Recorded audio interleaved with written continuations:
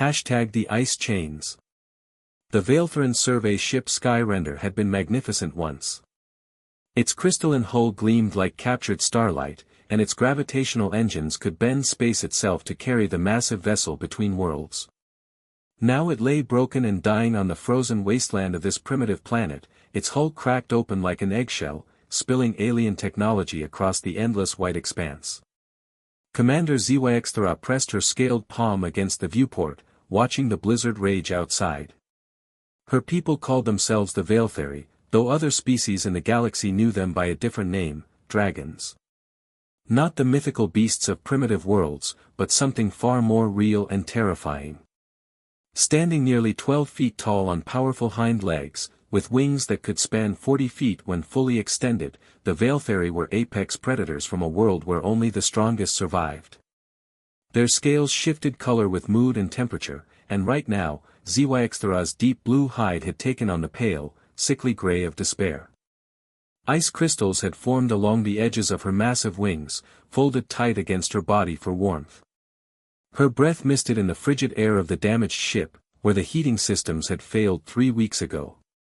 "Commander," came the weak voice of Navigation Officer Kethmore from across the bridge. The younger dragon's golden scales had turned almost white, and he could barely keep his massive head upright. "The emergency beacon is still transmitting, but we haven't received any response from the fleet." Zyxthra nodded grimly. They were far beyond Valetheran space, exploring uncharted systems when the gravitational anomaly had torn their ship apart. The emergency landing on this ice-covered world had saved their lives, but barely. Of the original crew of 47, only 12 remained alive, and they were dying slowly in the cold. The Valetheran were creatures of warm worlds and burning stars. Their homeworld of Pyraxis orbited close to twin suns, where the surface temperature rarely dropped below what these primitive beings would consider scorching hot. Here, on this frozen hell, they were as helpless as fish out of water. "How long do we have?" Zyxthra asked, though she already knew the answer. Chief Engineer Rexanda lifted her massive head from where she'd been trying to repair the heating systems. Her red scales were dull and cracked from the cold. 2 days, maybe 3. Our internal body heat is failing. The cold is shutting down our metabolisms. Outside, the wind howled across the barren landscape. This world seemed to be locked in permanent winter, with no signs of intelligent life. Their long-range sensors had detected a few scattered settlements before the crash, but they were hundreds of miles away across impossible terrain. Weapons Officer Vextala, the largest of the survivors, stood near what remained of their armory. Even his massive frame, built for war and conquest, was succumbing to the cold. "If we're going to die here, we should die with honor.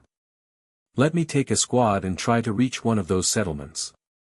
Maybe we can find something to help." "No," Zyxthra said firmly. "The journey would kill you before you made it halfway.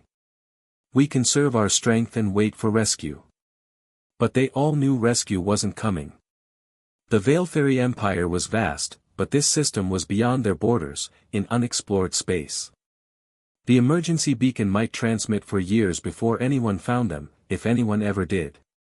As the day wore on, the survivors huddled together in the least damaged section of the ship. They shared what little emergency rations remained, though the cold had stolen most of their appetite. The younger crew members had fallen into a kind of hibernation, their bodies automatically slowing down to conserve energy. "Tell me about Pyraxis," whispered Junior Officer Lyxana, barely more than a hatchling by Valetheran standards. Her silver scales had turned almost transparent with cold. Zyxthra settled her wing over the younger dragon, sharing what little warmth she had left. "The twin suns never set completely. When one goes down, the other rises, painting the sky in shades of gold and crimson. The great thermal vents create updrafts that can carry you for miles without a single wing beat. The crystal caves where we were hatched stay warm year-round, heated by the planet's molten core." Other survivors joined in, sharing memories of home. They spoke of the great hunts across Pyraxis's burning deserts, of aerial battles that lasted for days, of the honor ceremonies where young warriors proved their worth. Their voices grew weaker as the hours passed, but the memories kept them connected to life. On the third day, something changed. Zyxthera was drifting in and out of consciousness when she heard it, a low rumbling sound that wasn't the wind. At first, she thought it was her imagination, but then Rexanda raised her head weakly. "Do you hear that?" The sound grew louder, mechanical, and rhythmic. Zyxthera forced herself to move, crawling to the viewport on limbs that felt like they were made of ice. Through the swirling snow, she saw lights approaching, not the cold gleam of stars, but warm, artificial illumination. "Someone's coming," she called out weakly. The other survivors stirred, hope flickering in their eyes like dying embers being fanned back to life. They watched as the lights grew closer, resolving into the shape of a primitive ground vehicle. It was blocky and crude compared to Veiltheri technology, but it was moving steadily through the blizzard with the determination of something that wouldn't be stopped. The vehicle reached the crash site and stopped. A door opened, and a figure emerged into the storm. Even through the swirling snow, Zyxthera could see it was small, much smaller than a Veiltheri. It wore bulky coverings against the cold and moved with quick, efficient movements. The being approached the ship cautiously, then seemed to spot the breach in the hull. Without hesitation, it began climbing over the wreckage, heading toward where the survivors were trapped. "By the twin suns," breathed Vextala. "It's one of the local primitives."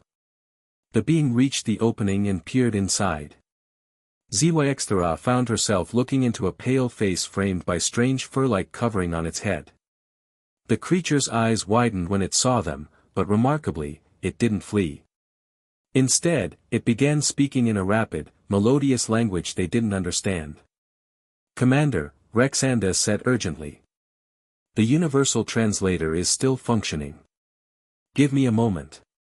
The engineer worked frantically with the damaged equipment while the strange being continued to speak. Finally, the translator crackled to life, converting the alien words into Veiltheri. "Can't believe this. Dragons. Actual dragons. Okay, Jacob, keep it together. They look hurt. Really hurt." The being paused, then spoke more slowly, as if it had realized they might understand. "My name is Jacob. Jacob Hansen. I'm here to help." Zyxthera struggled to respond. The translator would convert her words as well, but speaking took enormous effort. "We are dying. Cold. Too cold." The being, Jacob, nodded rapidly. "I can see that. You're not built for this climate. But I am. I'm from Iceland, been dealing with weather like this my whole life. I'm going to get you out of here." He disappeared back outside, and for a terrifying moment, Zyxthera thought he had abandoned them. But then she heard sounds of activity. The human was doing something. Several minutes later, he returned with an armload of equipment. "Emergency heating units," he explained, setting up devices that began radiating blessed warmth. "Battery-powered, but they'll help stabilize you while I figure out how to move you." The effect was immediate. The Veiltheri felt their systems beginning to respond to the heat, their scales regaining some of their color. Jacob worked efficiently, setting up more heaters and checking each of the survivors. 12 of you," he muttered. "This is going to be challenging. My truck can maybe carry 3 of your size at a time, and that's pushing it." Vextala raised his massive head. "You would help us? We are strangers. Aliens." Jacob paused in his work and looked at the weapons officer directly. "Where I come from, we have a saying. You don't leave anyone behind in a storm. Besides," he added with what they would later learn was a human smile, "I've been fascinated by dragons since I was a kid. Finding real ones is kind of a dream come true." Over the next several hours, Jacob worked tirelessly. He had to make multiple trips to his vehicle, bringing back more equipment, thermal blankets, and something he called emergency rations. The food was strange but warm, and it provided energy their bodies desperately needed. "I'm a glaciologist," Jacob explained as he worked. I study ice and weather patterns. I was out checking on some remote sensors when I picked up your distress signal. Took me 2 days to track it down through the storm. You came alone? Ziwexthara asked. Into this wilderness, for strangers. Someone was in trouble, Jacob replied simply, as if that explained everything. Besides, I've got the equipment and experience for this kind of rescue. Probably the only person on this continent who does. As the immediate crisis passed and the Veilfairy began to recover some of their strength, they realized something remarkable about this small, seemingly fragile being. Jacob moved through the freezing environment like it was nothing. He handled equipment with precision despite wearing thick protective coverings, and he never seemed to tire despite working for hours in conditions that would kill a Veilfairy in minutes. Your species, Rexanda said wonderingly. You're adapted to this cold. Jacob nodded. Humans are pretty adaptable. We can live almost anywhere if we have the right equipment and knowledge. Iceland's been my home for 35 years. You learn to respect the weather and work with it. As night fell, Jacob had managed to stabilize all 12 survivors. The heating units had brought the temperature in their shelter to something bearable, and the Veilfairy were no longer in immediate danger of dying from exposure. Tomorrow, we start moving you, Jacob announced. My research station is about 50 miles from here. It's got a proper heating system, medical supplies, and communication equipment. We can contact your people from there. Ziwexthara studied the human with new respect. Why are you doing this? Our peoples have never met. You owe us nothing. Jacob was quiet for a moment, checking the settings on one of the heaters. Because it's the right thing to do, he said finally. And because if the situation were reversed, I'd hope someone would help me.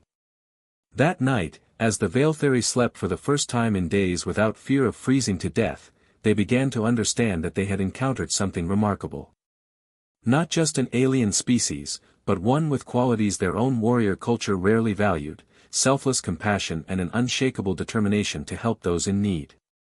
The storm continued to rage outside, but inside their makeshift shelter, warmed by human technology and protected by human determination, the Veilfairy survivors finally dared to hope they might see their homeworld again.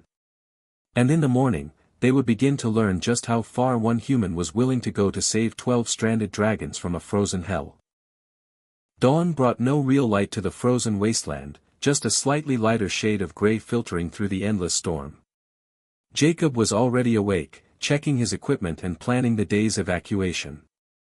The Veilfairy watched in fascination as he moved with practiced efficiency, completely at home in an environment that would kill them. The storm's actually dying down a bit, he announced, studying a handheld device. We've got maybe a 6-hour window to start moving people before the next front comes through. Commander Ziwexthara felt stronger than she had in weeks, thanks to the blessed warmth of the human heating units. Her scales had regained much of their deep blue color, and she could move without the bone-deep agony of the cold. How do we proceed? Jacob had already thought this through. I'll take the 3 weakest first, they need medical attention at the station. Then come back for the next group. It'll take 3 trips to get everyone, assuming my truck holds up. He gestured to the youngest survivors, including Elwaxena, who was still barely conscious despite the warming. Can they travel? We are warriors, Vextala rumbled, though his voice was much stronger than the night before. We endure.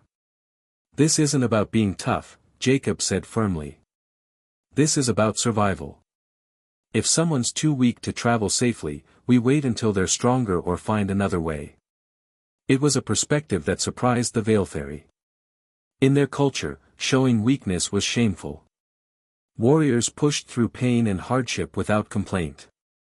But Jacob approached their condition like a practical problem to be solved, not a test of character. The first evacuation began an hour later.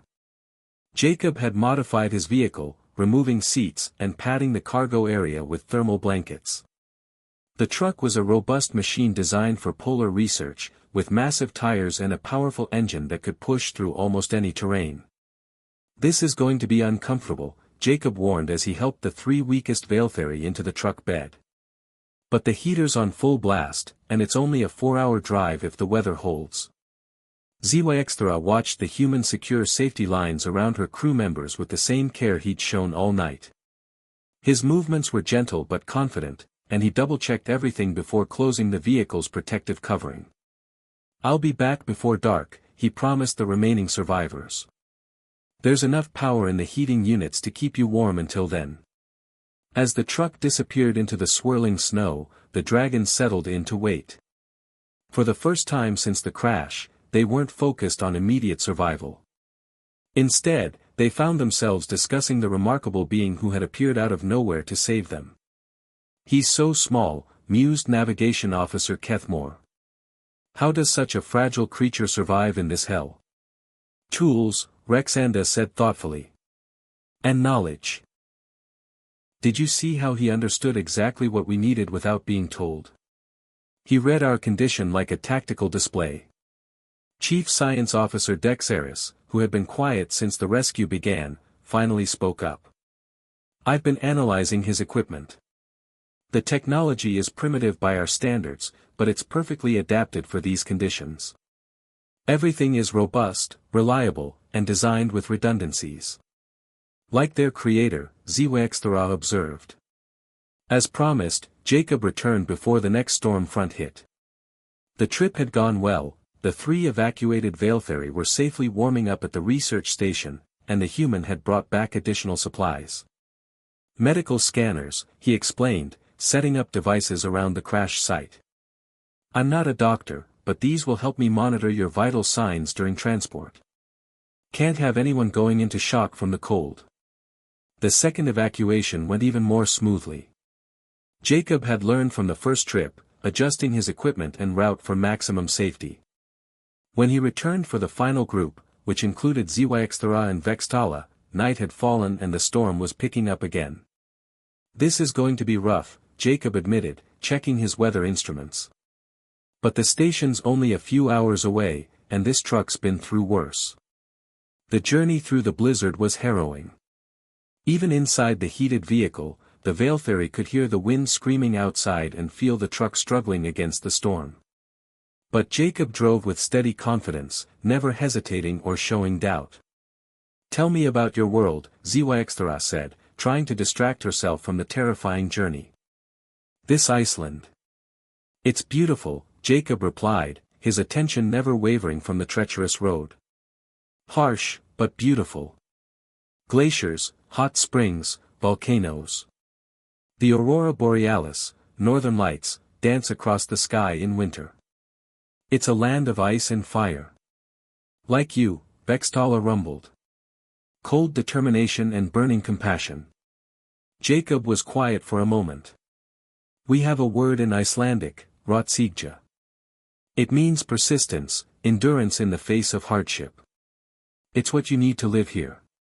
When they finally reached the research station, the Veiltheri understood what Jacob meant. The building was a marvel of engineering, low and sturdy, designed to withstand the worst weather the planet could throw at it. Inside, it was warm and well-equipped, with medical facilities, communication gear, and enough space for all 12 dragons to rest comfortably. The reunion was emotional. The Veiltheri who had been evacuated first were already recovering, their scales bright and their strength returning. Lyxana was conscious again, looking around with wonder at their salvation. "He saved us all," she whispered to Xyxthra. One small human saved 12 Veiltheri warriors. Over the next few days, as the dragons continued to recover, they learned more about their rescuer. Jacob Hansen was indeed a glaciologist, but he was also much more.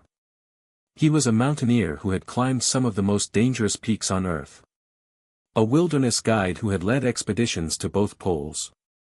A man who had dedicated his life to understanding and conquering the most hostile environments his world could offer. "I study extremophiles," he explained one evening as they sat around the station's central heater. "Organisms that thrive in extreme conditions. The more hostile the environment, the more fascinating the adaptations." "And now you've found the ultimate extremophiles," Rexanda said. "Aliens who can't adapt to your world at all." Jacob smiled. But that's just it, you have adapted. Not to the cold, but to survival itself. You've endured conditions that would break most beings. You've maintained your unity and your hope when everything seemed lost. That's adaptation too. The human had managed to contact Earth through his communication equipment, and word of the alien contact was spreading through human governments. But more importantly, he had also boosted their distress beacon, broadcasting it on frequencies more likely to reach Veilfairy space. Your people will come for you, Jacob assured them. It might take time, but they'll come. And when they do? Ziwexthara asked. What then? Jacob was quiet for a long moment. Then you go home, I suppose. Back to your warm worlds and your empire. And maybe our species can be friends. Friends, Vextala repeated the word thoughtfully. The Veilfairy do not have friends. We have allies, servants, enemies. But friends. It's different, Jacob explained. Friends help each other not because they have to, but because they want to. Because it's right. 3 weeks later, the Veilfairy rescue fleet arrived. 5 massive warships dropped out of hyperspace and quickly located the research station. The reunion was joyous, families thought lost were restored, warriors presumed dead walked again under their own power. Fleet Admiral Kwyxandra, Ziwexthara's superior, was a formidable figure even by Veilfairy standards. Her scales were the deep red of molten metal, and her presence commanded instant respect. She listened carefully as Ziwexthara recounted their rescue. This human, the Admiral said finally. I would meet him. The encounter between Admiral Kwyxandra and Jacob Hansen became the stuff of legend among both species. The massive dragon warrior, capable of destroying cities, standing before a small human scientist in his simple research station. You saved 12 of my people, she said through the translator. Name your reward. Anything within the power of the Veilfairy Empire to grant. Jacob was quiet for a long moment, clearly overwhelmed by the offer. I don't want a reward, he said finally. I did what anyone should do. Nevertheless, you will be rewarded. The Veilfairy honor their debts. Then. Jacob hesitated, then straightened his shoulders. I want to learn. About your people, your worlds, your technology. And I want our species to learn from each other. You're not the only ones who can adapt and survive. Admiral Kwyxandra studied the human for a long moment. Then, in a gesture that shocked the assembled dragons, she lowered her massive head in a bow of respect. Done. Jacob Hansen of Iceland, you are hereby named friend of the Veilfairy Empire. Your world will be under our protection, and knowledge will flow freely between our peoples. As the rescue fleet prepared to depart, Ziwexthara found herself reluctant to leave. The harsh world that had nearly killed them had become something else, the place where they learned that strength came in many forms. Will you visit our worlds? She asked Jacob. The human smiled. If you'll have me. I've always wanted to see twin sunsets. And we have much to learn about surviving in cold places, she replied. Perhaps our warriors could train here, learn to endure what we thought was impossible. Years later, when the alliance between humans and Veilfairy had grown into something neither species had expected, historians would point to that frozen research station as the place where two peoples discovered that the universe was far richer when they faced it together. The ice chains that had once bound the Veilfairy to death had been broken by something as simple as one human who refused to leave anyone behind in a storm. And in saving 12 alien warriors, Jacob Hansen had forged bonds that would reshape the galaxy itself. On Pyraxis, in the great crystal halls where Veilfairy history was recorded, a new chapter was written. It told of courage that came not from strength of arm or sharpness of claw, but from an unshakable determination to do what was right, no matter the cost. And on Earth, in a small research station on the edge of a glacier, a simple plaque was installed. It bore words in both human English and Veilfairy script. No one is left behind in the storm. The beginning of the greatest friendship the galaxy had ever known.